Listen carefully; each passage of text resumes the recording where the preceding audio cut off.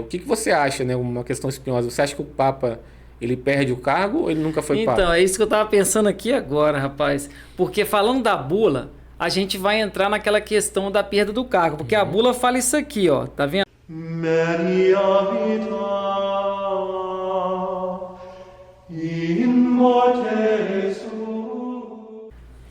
Salve Maria a todos! Sejam novamente bem-vindos aqui ao canal Tietos Fidelio. Salve Maria, Marcel, tudo bem? Salve Maria, Leonardo, salve Maria a todos.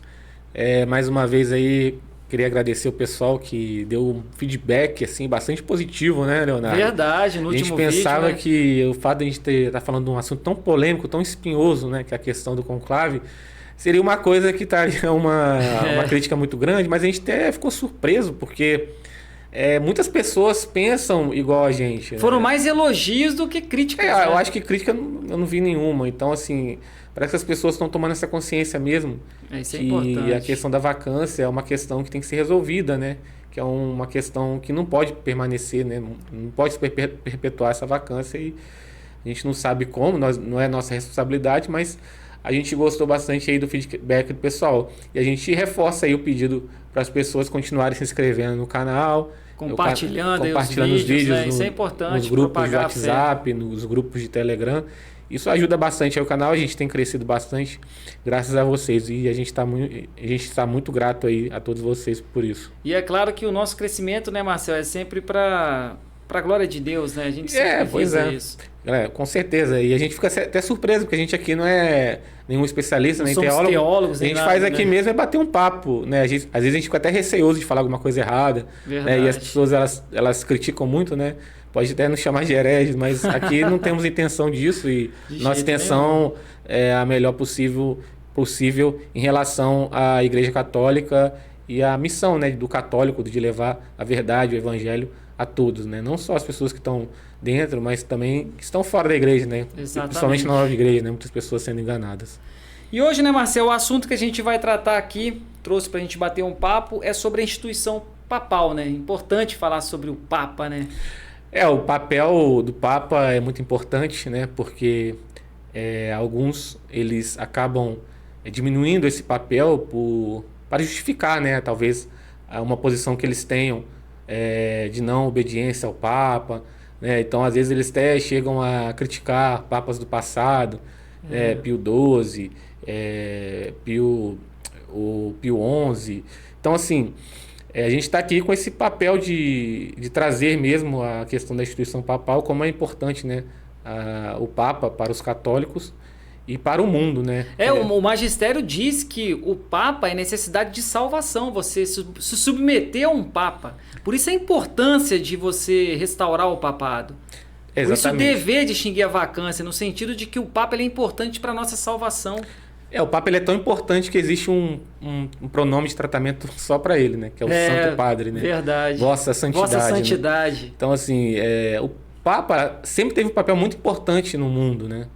Você vê os tratados de Tordesilhas, que foi o Papa ali que ajudou a dividir a América do Sul, né? O Papa ele tinha uma importância enorme, né, na vida das pessoas. Sim. E hoje você vê que a gente está sem Papa, mas algumas pessoas até consideram ele como se fosse Papa, mas alguns pela metade, outros Papa, mas que não deve ser obedecido. Sim, verdade. E muitas das vezes até criticado, né? Que seria um absurdo você criticar um Papa, né? Se as pessoas tivessem noção, né, o que é o Papa, né, o papel do Papa para a igreja, né, o vigário de Cristo, né, é a cabeça da igreja. A cabeça da igreja. Elas não tomariam essa posição. Eu acho que talvez seja até por isso que as filas das pessoas que estão saindo de alguns grupos, principalmente a RR, né, que é o pessoal ali da fraternidade, que acho que é uma subdivisão, né, essa fila de pessoas que estão saindo... Reconhecer e resistir, né? As pessoas que estão saindo e indo para o sedvacantismo, essa fila tem engrossado bastante essa fila. Até o termo, né? Reconhecer e resistir é um termo antagônico, né? Eu reconheço que é Papa, mas eu resisto a ele. Ali já está o erro, né? Já no início... quer ver, vamos trazer para endossar aqui a nosso bate-papo o que Leão XIII fala sobre o Papa na Immortale Dei. Olha o que ele fala, Os católicos nos escutem. como é o seu dever e saberão exatamente quais são as obrigações de cada um, na teoria como na prática. Na teoria, primeiro, é necessário ater-se com decisão inabalável a tudo o que os pontífices romanos têm ensinado ou ensinarem, e todas as vezes que as circunstâncias o exigirem, fazer disso profissão pública. Então tem que seguir o Papa. Se ele igual você falou aí que muitos... eu reconheço que é Papa, mas eu não vou seguir ele. Tem que seguir se você reconhece que é Papa.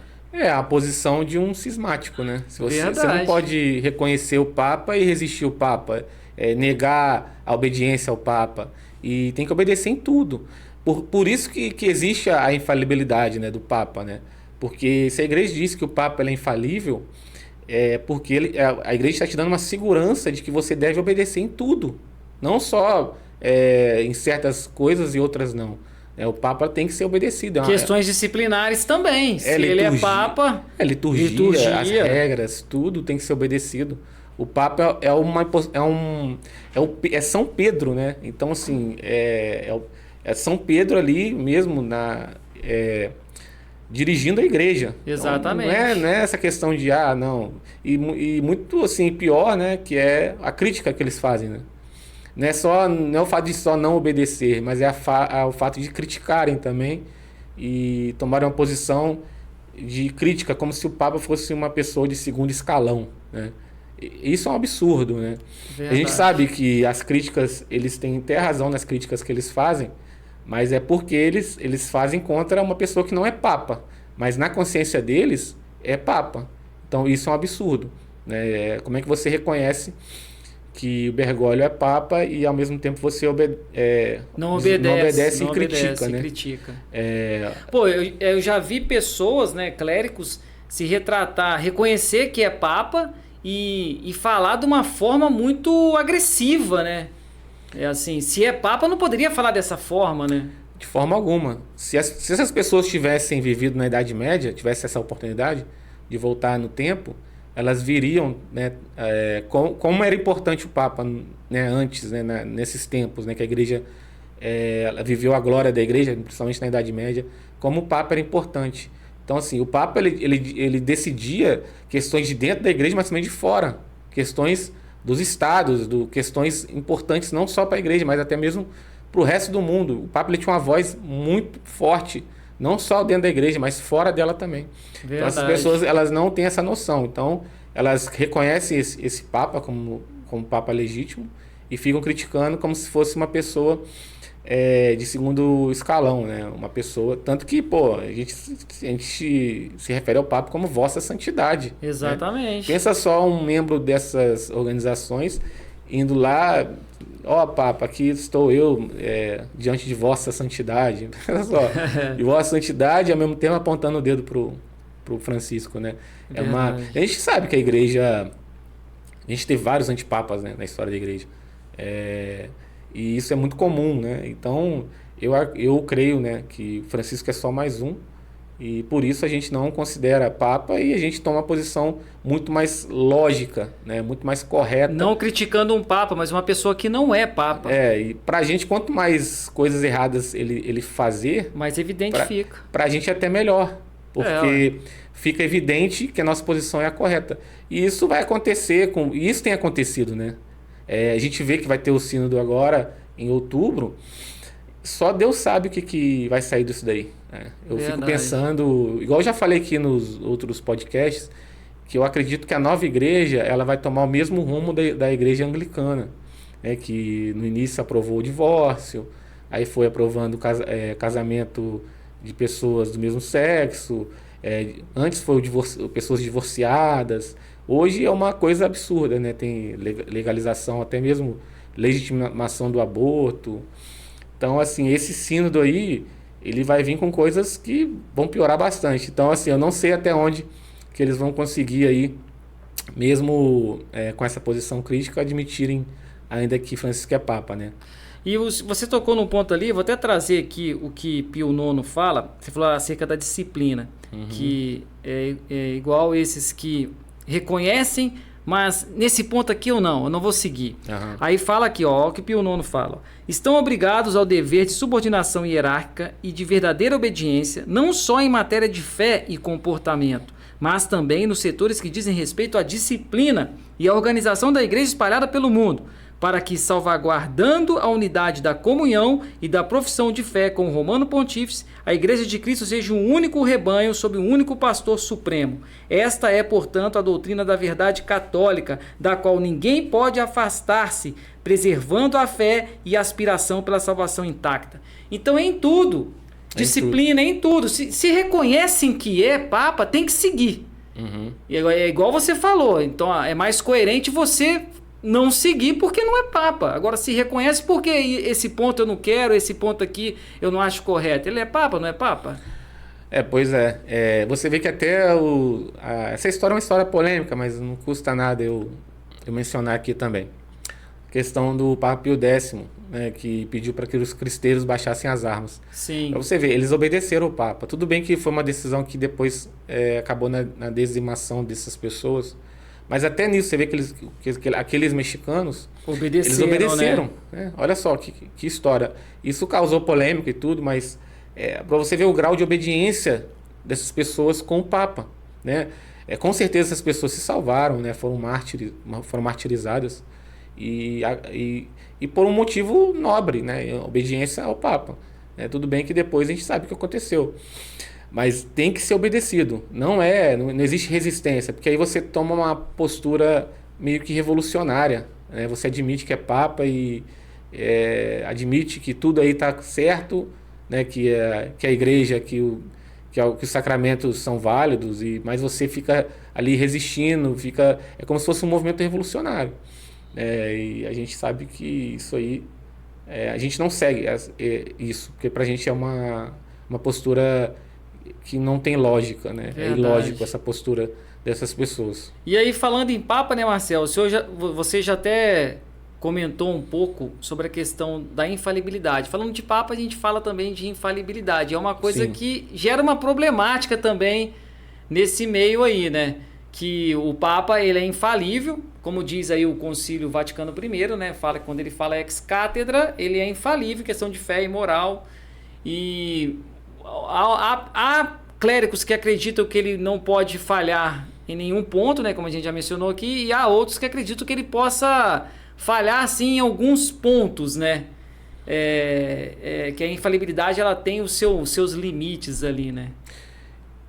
Pois eu acho o seguinte, assim, a gente até fica com um pouco do juízo um pouco suspenso nessa questão, porque os argumentos são bons argumentos, né? A gente tem argumentos favorável à questão que o Papa ele é infalível em qualquer situação, e essa questão do ex-cátedra também, que é uma infalibilidade mais positiva, né? Quando o Papa ele está ensinando para toda a igreja, está ensinando um dogma, ele é infalível.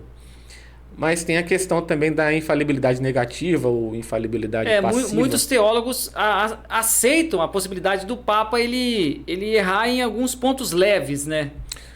Pois o que o Papa ele não pode fazer, né? Isso falando da infalibilidade negativa, né? O Papa ele não pode ensinar erros a ponto de levar um fiel a perder sua alma. Isso o Papa não pode fazer. Se o Papa faz isso, ele não é Papa. Porque como é que você tem um Papa ensinando as pessoas erros que vão levar essa pessoa à perdição, à perda da sua alma? Então, isso jamais pode acontecer. E isso acontece muito com Francisco, com Bergoglio, né? Ele tem ensinado várias vezes erros que podem ou levaram, com certeza, a gente imagina que sim, pessoas a perderem sua alma, né? Tanto que tem a questão do ecumenismo, né? Tem até um vídeo aí, né, que a gente preparou. A gente separou o vídeo. Vai deixando no ponto aí, que tiver a gente vai botar o vídeo aí. Porque no vídeo é tão claro, né? O que ele ensina é uma coisa tão escandalosa, tão errada. É verdade. Que realmente um Papa legítimo jamais poderia ensinar aquilo ali. Jamais. Ali ele não está... Tudo bem que ele não está ali falando de... a questão da infalibilidade. A infalibilidade ela tem um caráter positivo, quando o Papa ensina ex cátedra para toda a igreja, ele é infalível. Mas também a questão, mesmo ele não estando ensinando doutrina, não estando ensinando para toda a igreja, ele não pode nas suas falas proclamar coisas que vão levar a pessoa a perder a alma.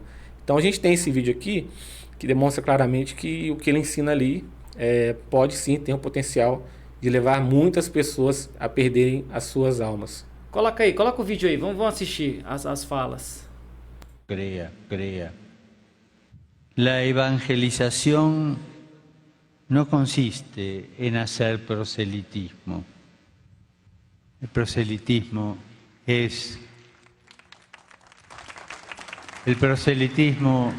es una caricatura de la evangelización.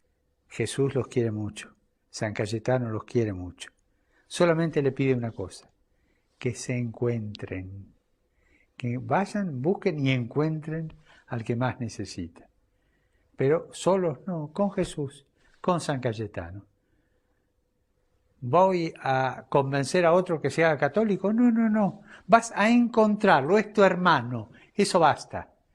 Y lo vas a ayudar. Lo demás lo hace Jesús, lo hace el Espíritu Santo. Acordate bien, con San Cayetano, los necesitados, vamos al encuentro de los más necesitados.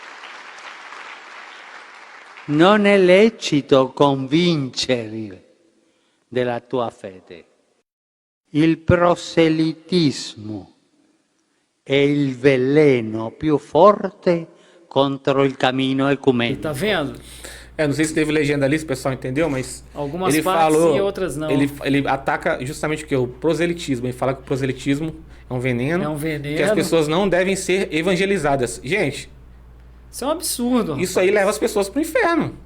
Se você tem a oportunidade de evangelizar a pessoa, tirar a pessoa do mundo, levar a pessoa para a igreja, você não faz isso por ordem de Bergoglio, isso é uma coisa que fere a questão da infalibilidade negativa.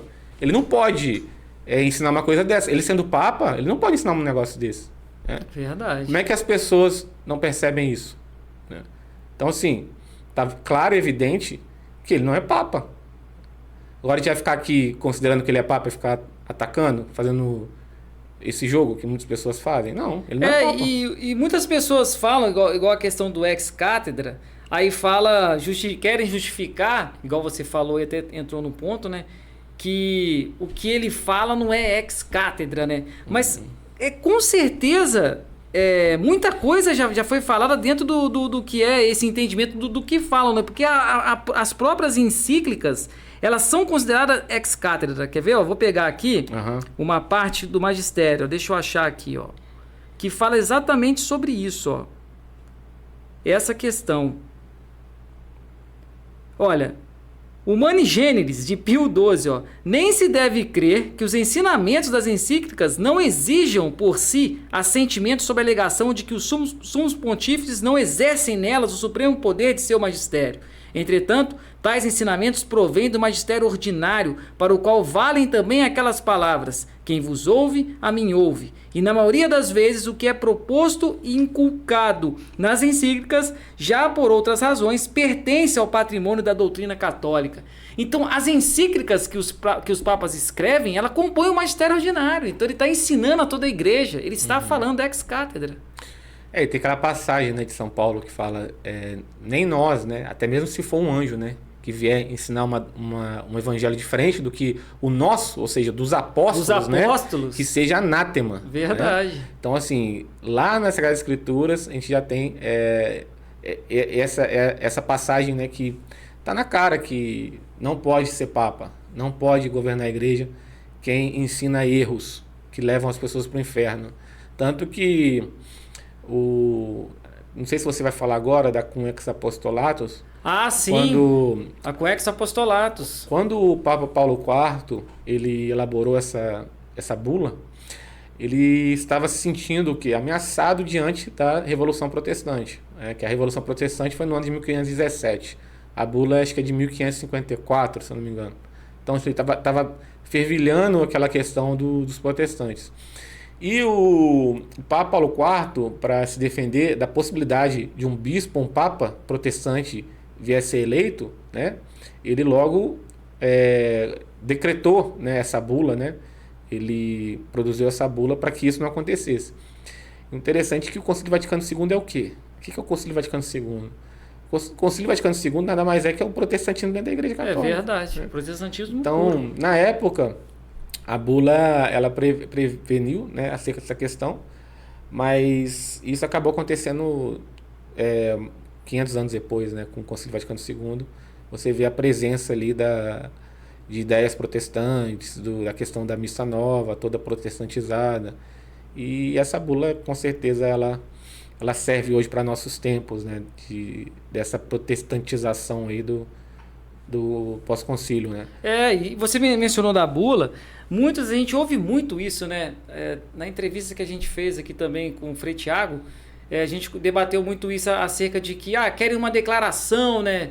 Tem que declarar primeiro para depois a gente dizer que ele realmente não é papa. Mas a bula, a Coex Apostolatus, ela diz isso, ó. Seja-lhes lícito subtrair-se em qualquer momento impunemente da obediência e devoção daqueles que foram assim promovidos ou entraram em suas funções, e evitar-lhes como se fossem feiticeiros, pagãos, publicanos ou heresiarcas, o que não obsta que estas mesmas pessoas tenham de prestar sem embargo estrita fidelidade e obediência os futuros bispos, arcebispos, patriarcas, primados, cardeais ou ao romano pontífice canonicamente eleito. Então ela dá essa possibilidade de, se a gente identificou ali, se foi identificado que não é papa, você pode sim já não seguir, né? Não seguir a ele. E essa bula é interessante porque ela abrange as três partes, né, Marcel? Você tem a parte que ela fala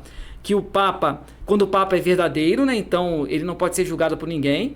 Mas aí fala também da questão do Papa se desviar na fé e a questão da eleição nula. Então ele abrange as três partes. Só que muitos defendem que a bula ela foi abrogada, ou seja, ela perdeu os seus efeitos, então ela foi uma bula disciplinar. Só que aí, se você pegar o Código de Direito Canônico de 1917, você vai ter lá o cânon 1884, que fala da renúncia tácita por heresia, de caso cair em apostasia, ipso facto, muito utilizada essa parte do cânon e falada. Tem o 167 também, que vai falar da eleição nula, justamente o que a bula com ex apostolatus fala. E se você pegar o rodapé de muitos cânons ali, principalmente o cânon 884, no rodapé você tem como fonte a bula com ex apostolatus. Vou até colocar aqui, vai aparecer na tela para o pessoal ver. Tá lá, com ex apostolatus de Paulo IV.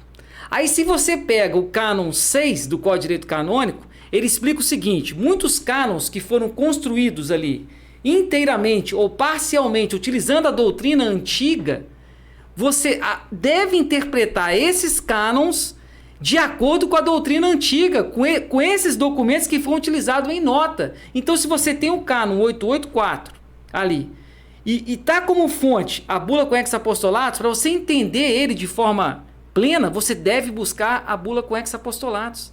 Então ela não perdeu os seus efeitos, pelo contrário, ela foi introduzida no Código de Direito Canônico, ela foi utilizada para a construção de muitos cânones no Código de Direito Canônico. Então é interessante isso. E essa questão da declaração que você fala, muitas pessoas usam aquele exemplo do corpo, né? O cadáver, né? Se você tem lá, você está diante de um cadáver, né? Você vê lá que ele não tem respiração, não tem palpitação, o corpo está gelado, né? Ali você mesmo, não precisa nem de um legista para você saber que aquela pessoa está morta. Isso, né? Mesmo. Então você mesmo constata ali. Então é a mesma coisa em relação a esses falsos papas, né? Você constata. Porque se você comparar o que os 260 papas disseram com os que disseram logo depois do concílio, né? Você vai ver uma diferença enorme. Não é a mesma igreja. Não é. Totalmente diferente. Não é a mesma doutrina. Então você constata pela própria inteligência que Deus te deu, a fé. Só você com a igreja. Por isso que, né, você vê várias partes da Escritura falando a questão da tradição. Como é importante você seguir a tradição. Então, basta você, se você colocar diante dessa nova igreja, o que é a tradição católica, não resiste, não adianta, não resiste. Então, eu acho que é mais ou menos por aí. Mas, assim, uma questão... o que você acha, né? Uma questão espinhosa. Você acha que o Papa, ele perde o cargo ou ele nunca foi Papa? Então, é isso que eu estava pensando aqui agora, rapaz. Porque falando da bula, a gente vai entrar naquela questão da perda do cargo. Porque a bula fala isso aqui, ó. Tá vendo? Ó, vou pegar aqui a parte, ó. Considerando a gravidade particular dessa situação e seus perigos ao ponto que o mesmo Romano Pontífice, que como vigário de Deus e nosso Senhor, tem o pleno poder na terra e a todos julga e não pode ser julgado por ninguém, se fosse encontrado desviado da fé, poderia ser acusado. Então, aqueles que defendem que o Papa ele perde o cargo, o único pecado que faz ele ser julgado é o pecado de heresia. Porque a Sagrada Escrituras diz, né, aquele que não crê já está julgado. Então, se a gente olhar a bula nesse ponto, há essa possibilidade do Papa ele cair em heresia. Porque eu vejo o seguinte, ó, pelo entendimento dessa posição. Mas muitos não acreditam. Muitos não acreditam, verdade. Mas é uma questão que eu deixo até meio que em suspenso. Até porque quem está ouvindo o que pensa da situação, né? Porque assim, a gente assim, não é tão especialista, mas é uma questão para ser discutida. Eu acho que vale a pena. Com certeza, não é uma coisa para ser descartada. E uma coisa também que não vai levar ninguém ao inferno. Exatamente. Por não acreditar. Porque você tem infabilidade. Então, há quem explica, né? No final das contas não muda, né? A sé está vacante. Exatamente. Que a infalibilidade ela tem as suas limitações. Tem até uma história que contam, né? Que no Vaticano I, o bispo, acho que é assim mesmo a pronúncia que fala, né? Vicente Gasser, ele era responsável ali pelas questões de fé. Perguntaram para ele, mas essa infalibilidade ela é absoluta? Aí ele respondeu, não, ela não é absoluta, porque o Papa não é Deus. A infalibilidade absoluta pertence somente a Deus, dizendo que havia algumas limitações. Tanto é que veio as imposições, né? As condições para ele exercer o ex-cátedra. Então, dizem que ele afirmou isso, né? Mas alguns vão falar assim, mas ele é infalível até que erre? Então, muitos levam para esse lado, assim, exatamente. Assim, ele é infalível, ele vai não ter que ficar observando para ver até que ponto ele vai errar. A gente vai ficar aqui, então, já que o Papa não é infalível, vamos ficar aqui observando. Então, mas aí agora vamos para a história da igreja. Isso aqui é só uma especulação. Se a gente for para a história da igreja, a gente vai entrar na questão de Honório. Uma coisa muito espinhenta também, né? Alguns dizem que existem falsificações. Mas os fatos existem, as condenações existiram. Honório ele foi condenado pelo 6º, 7º e 8º concílio. Uns falam condenação, outros falam reprovação. Porque se você pegar o Denzinger antigo, você só tem a defesa de Honório, você não tem a condenação. Os Denzingers mais novos que aparece a condenação. Porque há um entendimento da igreja que Honório ele foi somente reprovado, ele foi condenado no sentido de que ele não foi pertinaz no erro. Ele só colaborou com o erro de forma assim, ignorante, foi na ignorância. Já outros defendem que não, que ele foi condenado mesmo, e aí entra na questão da perda do cargo. Por quê? O Papa, ele é infalível, mas ao momento que ele tem o seu lado humano e ele começa a se deixar muito levar para o seu lado humano e aí cai em heresia, aí vai entrar naquela questão do cânon 1884, da bula com exo-apostolato, onde ele é ipso facto, ele deixa de ser católico e automaticamente ele perde o cargo, né? Isso depois de ser advertido 1, 2 vezes, tem aquelas condições todas. Então acreditam que isso aconteceu com o Honório, né? Uns acreditam. Igual eu falei, não faz diferença. Porque, não faz diferença. Francisco nunca foi Papa porque a eleição dele foi nula, né? Porque os cardeais também não tinham validade nenhuma. Exatamente, isso também está no direito canônico. A dúvida vai parar ali, eu acho que alguns vão dizer que João XXIII chegou a ser Papa, mas perdeu o cargo. Há quem diga que não tem gente que não considera João XXIII que a eleição dele foi nula. Acredito que ele foi Papa. Que ele caiu em heresia e perdeu o cargo. Outros acham que até acreditam que ele foi Papa. Chegam até a acreditar. Tem essa posição. Outros falam, não, mas ele era maçom, então ele já não era... Mas igual você falou, Marcel, hoje em dia, com Francisco lá, isso é indiferente.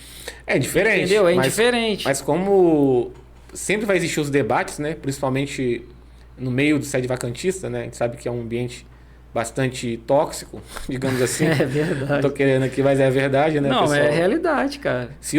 Imagina se o pessoal tivesse jurisdição para excomungar, né? Nossa! Excomungar. Já era. Mas, assim, eu acho que, como o debate está sempre em voga, né? Vale a pena, assim, você especular alguma coisa. Mas é verdade. Eu acho que esse tipo de debate, eles não podem fugir. Tem que conversar para chegar no entendimento. Eu acho que o problema do extravagantismo hoje é isso. As pessoas não dialogam, né? É aquilo que a gente fala, são os grupos ali, cada um no seu quadrado, e criam-se blocos, né? Aí isso dificulta. A gente aqui no canal, igual eu falei, a gente não quer ser pacifista, igual o pessoal vai achar isso aí, mas a gente podendo ajudar nessa questão, a gente vai ajudar, né?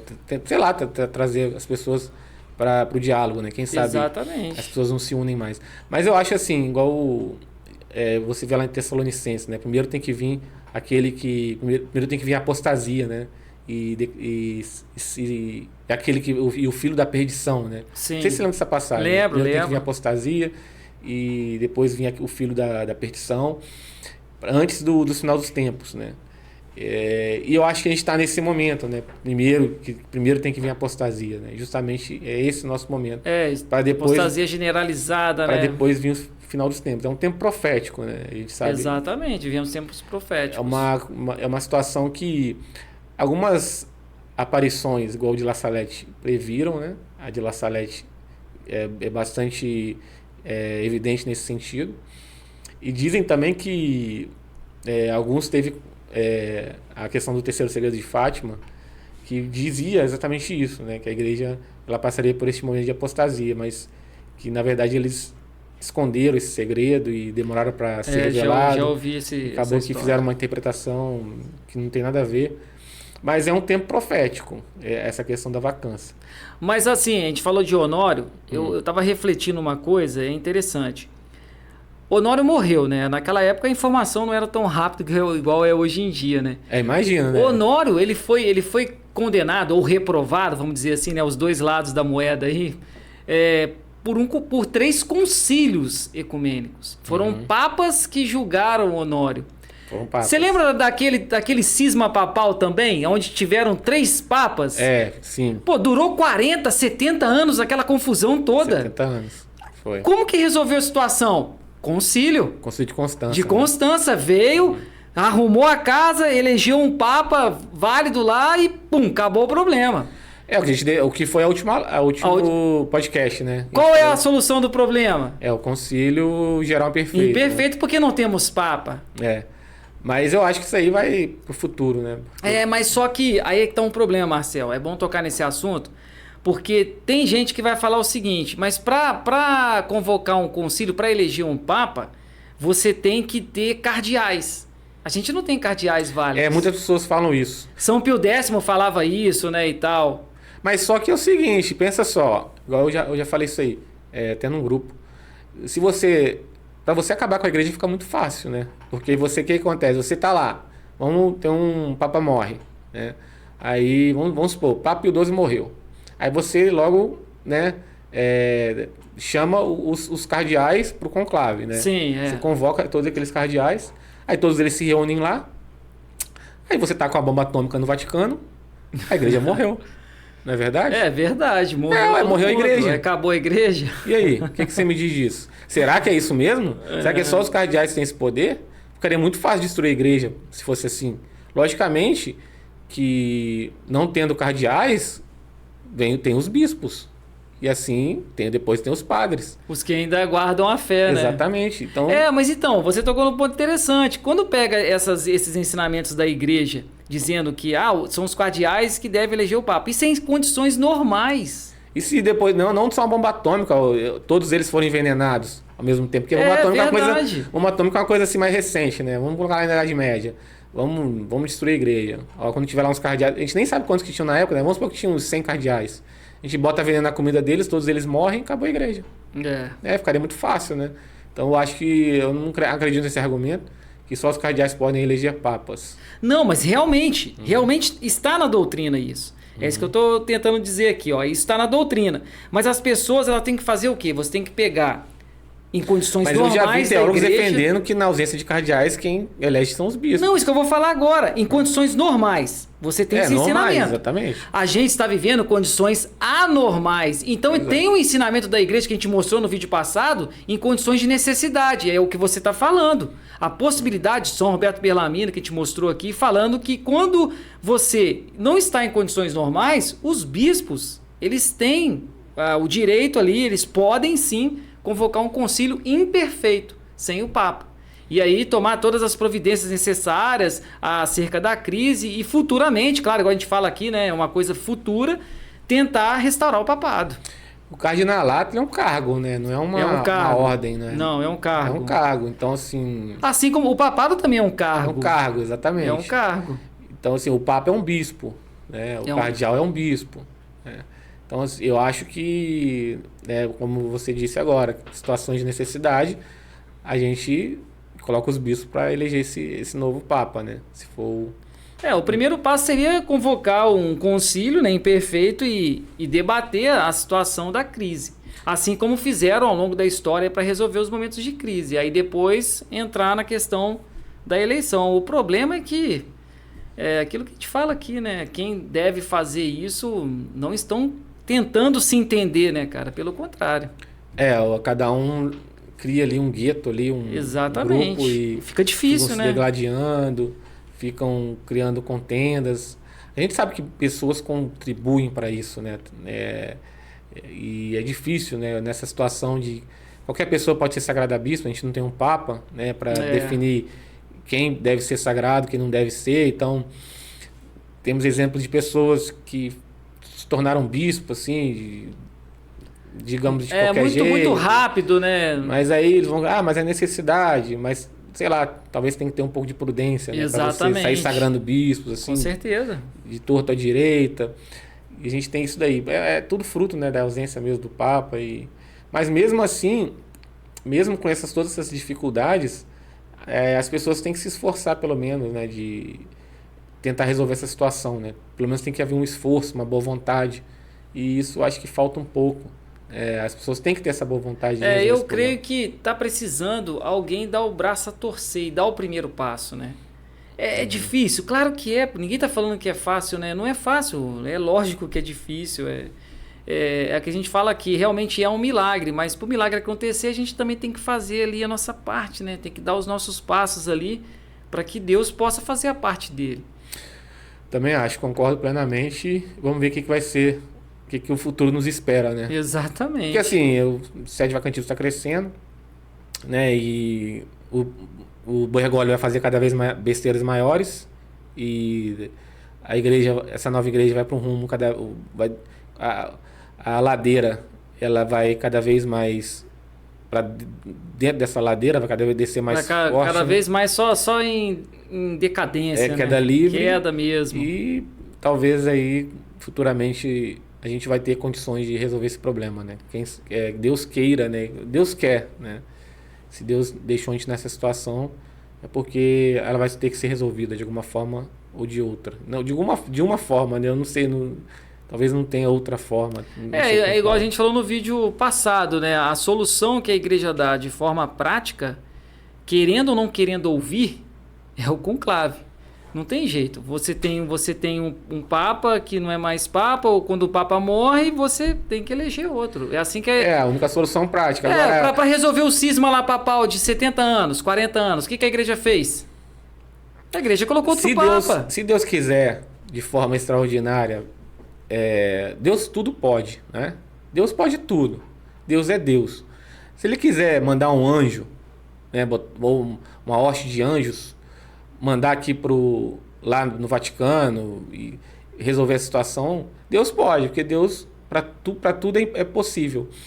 Mas não é por isso que nós vamos ficar sentados esperando que isso aconteça, já que o manual, né, a doutrina, ela diz que na vacância se deve extingui-la e diz a forma disso acontecer. Então não é na questão do aquela história do cavalo lá, o rapaz deixa o cavalo lá, tu vai amarrar seu cavalo? Não, porque Deus vai cuidar dele, ninguém vai roubar Até que um dia alguém vai lá e rouba o cavalo, né? Porque a gente tem que fazer a nossa parte. Tem que fazer. Né? Deus, ele tá aí para nos ajudar, mas nós temos que demonstrar que nós queremos resolver essa situação, porque foi sempre dessa forma que a igreja resolveu as outros, os outros os momentos problemas de que crise. tiveram no passado. Exatamente. Então, por que vai ser diferente agora, né? Então, não devemos demonizar quem pensa assim, igual eu e que o Leonardo e outras pessoas pensam, né? É isso que é o meu pensamento. Vamos continuar rezando, né, Marcel? E que Nossa Senhora sempre passe na frente de tudo e abra os caminhos, né? Mas acho que deu hoje, né, Leonardo? Acho que a gente falou bom. bastante. Deu para passar a mensagem de hoje, né? Quer deixar uma palavra final aí? Pessoal aí, compartilhar nosso vídeo, mais uma vez. Pedir pro pessoal rezar pela gente aí também, que a gente passa por alguns problemas. Provações vêm, Provações, né? E não é fácil. A gente colocar a cara para fora e perceber que existe uma tempestade, igual a gente fez, o Leonardo. Até então nós éramos pessoas totalmente desconhecidas no meio do sedivacantismo, né? E a gente resolveu tocar o canal, a gente percebeu que realmente existe uma tempestade muito forte nesse ambiente do sedivacantismo. E por causa disso a gente acaba recebendo muitas críticas, muitas perseguições, mas a gente sabe que a gente, querendo fazer a vontade de Deus, a gente sabe que, igual o Cristo falou, quem quiser me seguir, pegue sua cruz e me siga. Não é fácil, né? A gente só está aqui para querer fazer a vontade de Deus. Exatamente. Se Deus quiser que a gente pare, a gente para. Se Deus quiser que a gente continue, a gente continua. Porque o mais importante é a salvação das nossas almas, dos nossos familiares, né? Então essa é a mensagem que eu deixei para todos vocês. Então é isso, pessoal. Fiquem com Deus e até um próximo vídeo aí, se Deus assim permitir. Até mais, então. Tchau. Maria vita in morte